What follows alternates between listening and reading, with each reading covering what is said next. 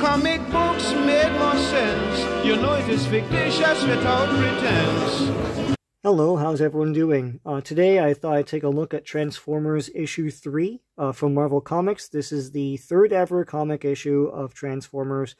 Marvel Comics produced the first line of Transformers comics, and also Bob Budiansky, who wrote these comics, he wrote I think 33 of them, but he also had contributed the names of most, if not all, of the Transformers of the first wave, at least, and wrote most of the tech specs of the back of the boxes. So he contributed quite a bit to the lore. I mean, he basically created the lore and characters and personalities of Transformers. He's pretty much the Larry Hama of Transformers. So in the early days of Transformers, there was a 4-issue limited series, just like everything else. But the comic was so popular because the Transformers craze was so huge that they then expanded this 4-issue limited series into 5, 6, 7, and on and on. The last issue has, like, you know, it's like number 75 of a 4-issue limited series. I thought that was fun and clever. At this time, they were also, so they did this with all their licensed material. Every time they got something that was licensed, like Rom Space Knight or Godzilla or Micronauts, etc., etc., they would fit it into their Marvel universe. It didn't really matter. And with Transformers, they strayed away from that after a short while because it was a bit too strange for these epic characters that threaten the Earth every week to be in the same universe as superheroes that can just thwart all of this in 1 second. They strayed away, but in these early days, in the issue 3, as you can see, Spider-Man is in this issue. You'll also see a couple other Marvel characters in this issue. So let's get into it. So this is Transformers issue 3. That's Gears. He plays a big part in this issue. More than meets the eye, guest starring Spider-Man, and it's the black suit Spider-Man. This is about a year after, or a few months at least after Secret Wars. And here you've got the direct sales little stamp here. Here's a trashy, oh, it's not so trashy, it's Monogram. So Monogram made a whole bunch of like models and stuff back in the day, and they advertised in comics all the time. So here is issue 3. Now that is Sparkplug. That is the father of Spike in the cartoon, but Spike is not called that in the comics. He's called Buster. So here is, this is Starscream imprisoning him, and they're taking Sparkplug to see Megatron. And here you see all the Transformers. Now they're colored differently and weirdly here. One thing I want to say too about this issue is every time they reprint this in stuff like IDW reprints, etc., etc., you're not going to see this issue. You'll probably see a synopsis of it because there's so many Marvel characters in it.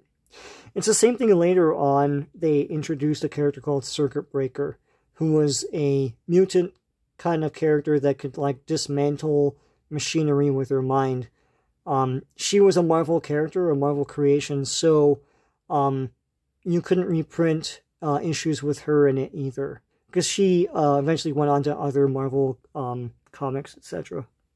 You never hear about her anymore. So here are the familiar Decepticons. You've got Skywarp and Thundercracker here, but they're colored the same. You've got Soundwave. His blue is purple here, and I'm sure if they did reprint this, they would correct the colors. Here's Megatron. There's Rumble and Frenzy. Ravage. Here's the Megatron gun.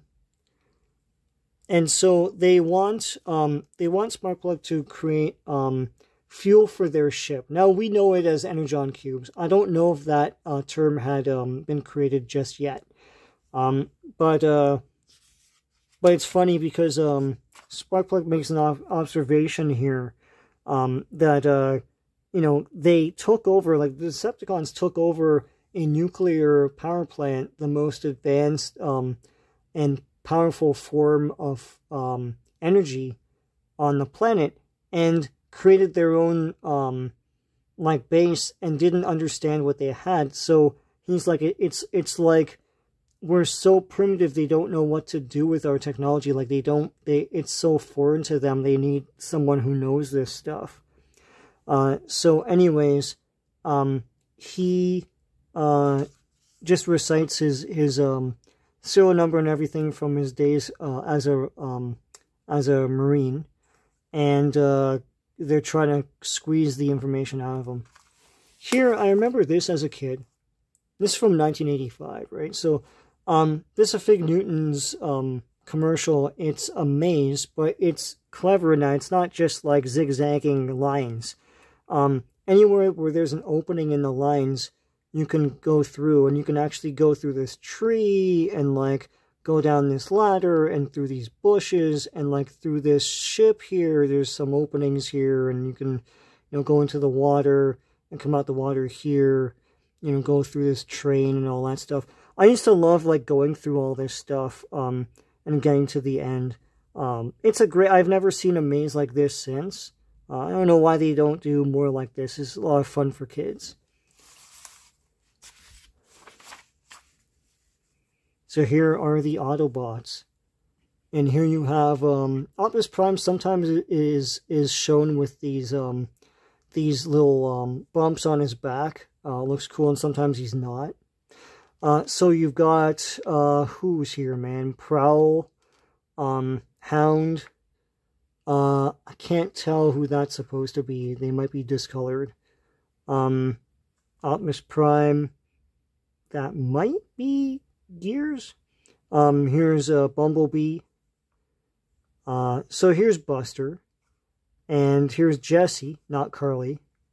And some dude, I can't remember that guy's name. Here's a Bunkers commercial. I remember this all the time in like the mid-80s. So by this time in the mid-80s, comic commercials were a bit more elaborate and eye-catching and fun to look at, rather than just a bunch of text all over the place and like something looking like want ads or something like that.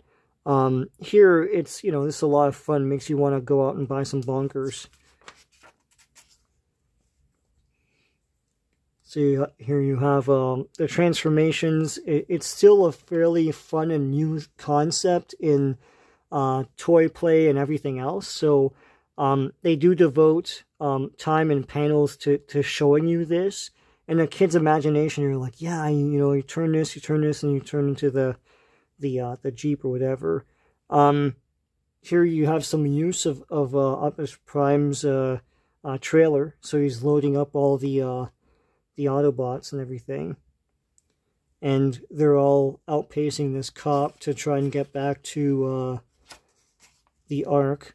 Here's a crazy Secret Wars ad. There's a lot to read here, but like basically like Dr. Doom is rhyming here, and he's gonna turn the Earth into a living tomb. I don't know if he cares to do that. You're supposed to decode secret messages with those lenticular shields. And the secret message is nothing. It's just showing this building blow up or something like that. And it's as a kid, I was never like, well, how are these secret messages? Here's Spider-Man and talking to Captain America. I love that there's trademark symbols next to their heads, rather than like, you know, I mean, it's on their names too, but their heads as well. I don't think Dr. Doom gets a trademark. Oh no. There it is right there. Just by his ankle. As comic fans know, Mattel didn't want the traditional Doctor Strange outfit because it looked too medieval to them. So they wanted him to look more like tech armor looking. And so in the comic, he does turn into this at one point.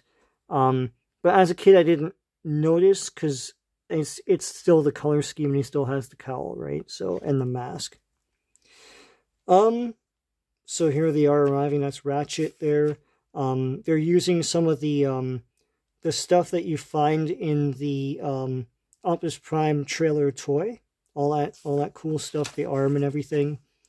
Here's more of the traditional comic mess of, like, trashy commercials, you know, like, learn karate and, you know, and all this stuff.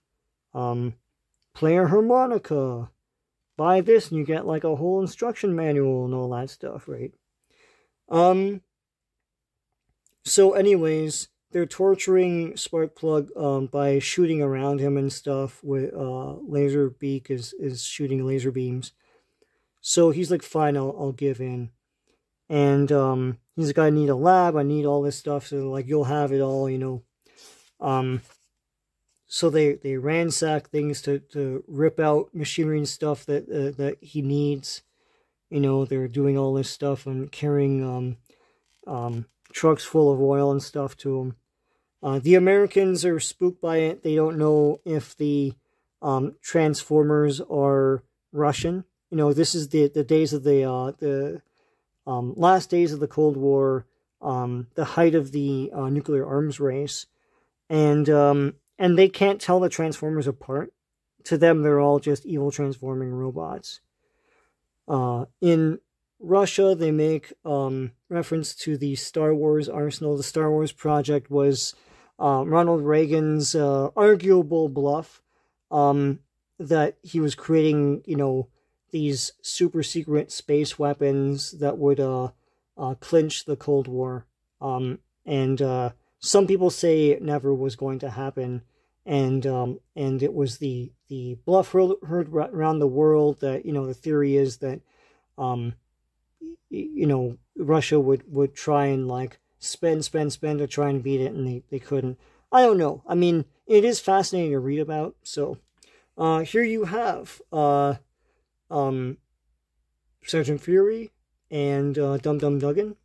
And Sergeant Fury makes a remark about if that big green fire-starting lizard is loose again, I quit.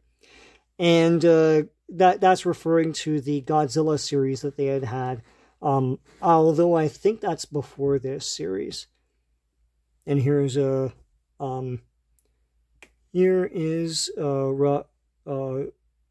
Robertson here. I thought he was Robbie Robertson. Why are they saying Joe Robertson? Now, am I wrong? Anyway, so here he is going to assign Peter Parker to cover this weird thing. They're creating some sort of, like, giant lab here. Everyone's stunned. And so Peter Parker turns into Spider-Man through his black outfit. And he says, I just think of it and it comes on because it's the symbiote, right? This is way before Venom. And so everyone's on alert. The army's about to attack, and the Decepticons attack back. And they blow up all these planes. Of course, everyone gets out in time. It's fine. Here, I don't know if that's supposed to be Thundercracker or Skywarp. Oh, no, it's Skywarp, because he warped. So he teleports and then jumps on top of this plane and tears it apart. Spider-Man encounters Gears, thinks he's one of them, but they team up. So together they save these reporters from this tank that's being hurled by one of the Decepticons, and the Autobots all join in on the fray, and using Hound they get in because they think that Hound is one of them. And so they all transform. And then a whole battle ensues. Here's Rumble. And the Autobots and Decepticons are fighting.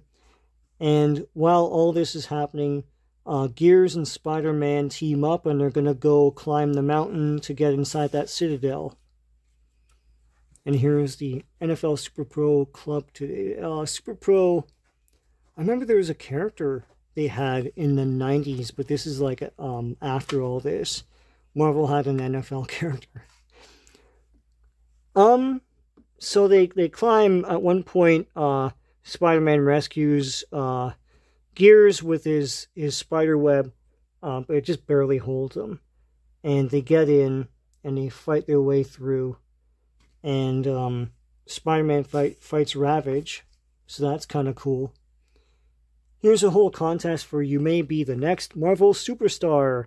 You know, getting a... I don't know if it's a contest. It's just like... oh, no, it is. Win a job at Marvel Comics. I don't know who won this or what was going on here. Yeah, that's fun. You know, I've never owned the tryout book. I'd like to pick it up one time, just look through it. So, Spider-Man's fighting Ravage. Gets by with the help of Gears. And they fight Soundwave, and they fight Megatron, and at one point Spider-Man wraps Megatron in webbing, but Megatron just rips it apart easily. And then they escape with Sparkplug. But Megatron says, you know, let Megatron help you escape. The human has served his purpose and is no longer required, so he cuts a hole into the... ground and they all fall through. Here's the bullpen bulletins, where they, I don't know if they're joking or not, but they start a thing called the Marvel Hunk of the Month, and it's John Romita Jr. One of their staffers suggested it or something, I don't know. Here's the hype box where they're hyping up Power Pack. Gosh, maybe I should reread those. I remember them sucking so bad. Just boring. Daredevil, 214. Thing. Leading into Thing coming back. Was it Thing number 19? Leading into Thing coming back into the Fantastic Four after he was absent after the Secret Wars thing, because he stayed on the Battle World. So yeah, there's that. Here's a checklist of everything you could get that month. This is affordable, not like today. There's some cool, fun stuff here. Red Sonja. Oh. Alright, the light went out, but should be okay. So there's a Red Sonja, Muppets Take Manhattan, Secret Wars, number 9. Here, Jim Shooter thanks everyone for making Secret Wars a success. From some lists at the time, it seems that Secret Wars was a huge seller. Despite some people protesting about Secret Wars. I loved it at the time. I was probably the right age to love it. I was like 6 or 7. Indiana Jones is probably the Further Adventures of Indiana Jones. Number 25. Transformers 3, which we have now. Conan the Destroyer. Pretty sure they made floppy, so this is number 1 of the adaptation for that. G.I. Joe 31. Marvel Tales. Reprinting Man on a Rampage by Stan Lee and Steve Ditko from Amazing Spider-Man 32. Cool. Quest Probe. I've got some Quest Probe. Quest Probe was based on a video game at the time that was using... It was like a text adventure with Marvel characters. So that's fun. We could dig into that. But Defenders, Star Wars, Thor, Star Wars. Another toy line turned into a comic. But that couldn't fit in the Marvel Universe because it was the far-flung future. Kitty Pryde and Wolverine, number 3. Doctor Who 4, which is the Baker Doctor Who. You got Epic Comics, Crash Ryan, Dreadstar, Void Indigo, which was fun but incomplete. Coyote, Epic Illustrated. Marvel Magazine, Savage Sword. Marvel Fanfare, Marvel Age, which I love, and Starstruck, Marvel Graphic Novel number 13. So that's all fun stuff. I like looking at these to see, like, to remind myself what else I should collect on the back market. So that's cool.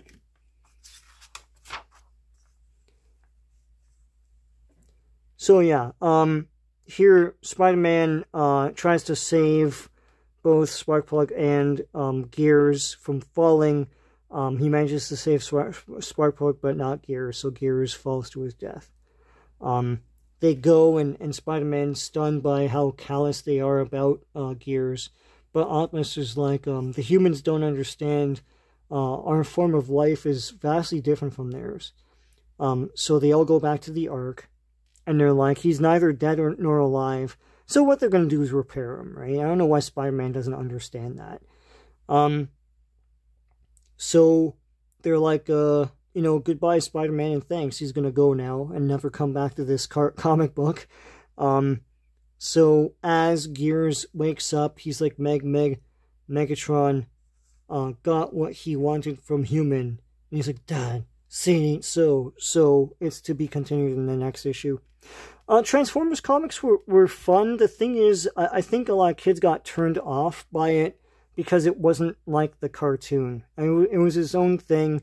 The leadership of the Decepticons and Autobots changed all the time.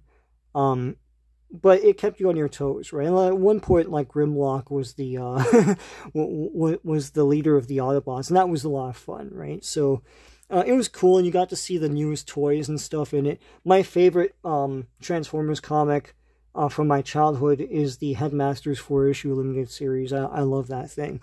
And here you have a holiday like submission form. That's cool. Decathlon from Activision. That's fun. It doesn't look immediately like a video game ad here. It's like, they could put more screens here or something like that. And here is Montezuma's Revenge. Now, growing up as a kid, this was Montezuma's Revenge to me, like an adventure video game and stuff.